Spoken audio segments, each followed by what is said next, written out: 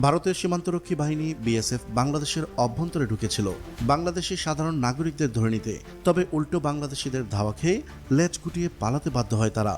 সম্প্রতি এমন একটি ভিডিও সামাজিক যোগাযোগ মাধ্যমে ছড়িয়ে পড়েছে, জানিয়ে একদিকে যেমন ভারতীয় সীমান্তরক্ষী বাহিনী বিএসএফকে নির্লজ্জ বলে ধুয়ে দিচ্ছেন নেটিজেনরা, তেমনি সাহসিকতার জন্য বাহবা পাচ্ছেন বাংলাদেশের বিজিবি ও সাধারণ জনতা।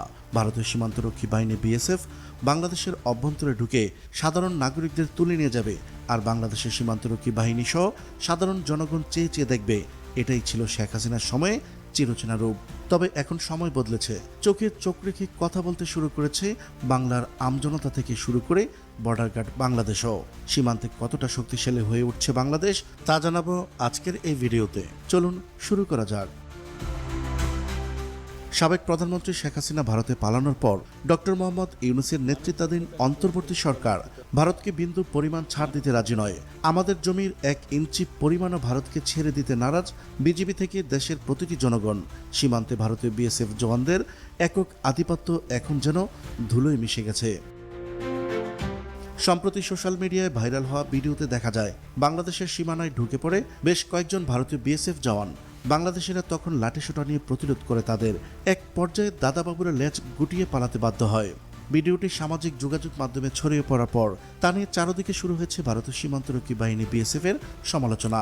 স্বয়ং ভারতীয় নেটিজেনরাই ধুয়ে দিচ্ছেন তাদের। কেউ বলছেন এদের লজ্জা নেই বলে বারবার বাংলাদেশের সীমানায় ঢুকে পড়ে। তারা বিএসএফ এর সমালোচনা করলেও বাংলাদেশে এসব সাধারণ নাগরিকরা প্রশংসা কুড়াচ্ছেন তাদের সাহসিকতার জন্য। তবে ভারতের বিএসএফ এখনও কোথাও কোথাও আগ্রাসন চালাচ্ছে।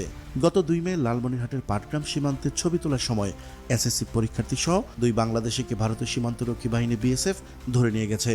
অন্যদিকে দিনাজপুর সীমান্ত এলাকা থেকে বিএসএফ জওয়ানরা ধরে নিয়ে যায় আরও 2 বাংলাদেশিকে। এরপরে পাল্টা জবাব হিসেবে 2 ভারতীয়কে ধরে আনে ওই এলাকার কিছু আমজনতা, আর এরপর বিজিবির হাতেও তুলে দেয়। আমি যতটুকু জানি, আমার বর্ডারের পাশে আমাদের বাড়ি, বর্ডারে আগের চেয়ে এখন একটু উত্তেজনা বেশি। এখানে সমস্যা বলতে কি, আমাদের এই গরু ছাগল হয়তো আমাদের নোম্যানল্যান্ডের ভিতরে আমরা বাঁধি, এইসব কারণে ইন্ডিয়ান বিএসএফ আসি আমাদেরকে বাধা বিঘ্নতা করে। তারা ঘেঁষে আসতেছে বারবার তাদের সীমানা পর্যন্ত। আমার বাংলাদেশকে বলতেছে যে আপনারা আপনাদের সীমানার নোম্যানল্যান্ডের বাইরে যান, 150 গজের বাইরে যান। ইভেন আমাদের এই মসজিদটা আমরা করতেছিলাম, এটা বহুত পুরানা মসজিদ, তারা সেখানে বাধা করছে। আবার তারা কাটাতাড়ে বেড়া তাদের আপনাদের হচ্ছে, আপনাদের ক্যাম্প ট্যাম্প করতেছে। ওই পাশে আমাদের কিন্তু বাংলাদেশ আছে, তারা কিন্তু সেটা মানতেছে না, বুঝছেন। এখন গরু ছাগল মানুষই যাওয়া দেয় না, গেলে আমাকে ধরিয়া খুব করে। সেদিনকে গরু আটক করছে, মানুষ আটক করছে।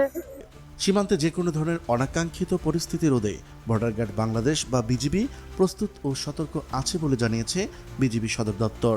প্রিয় দর্শক, আজ এই পর্যন্তই। দেখা হচ্ছে পরবর্তী ভিডিওতে। ততক্ষণ পর্যন্ত মহান আল্লাহ তাআলা সবাইকে ভালো রাখুক, সুস্থ রাখুক। আল্লাহ হাফেজ।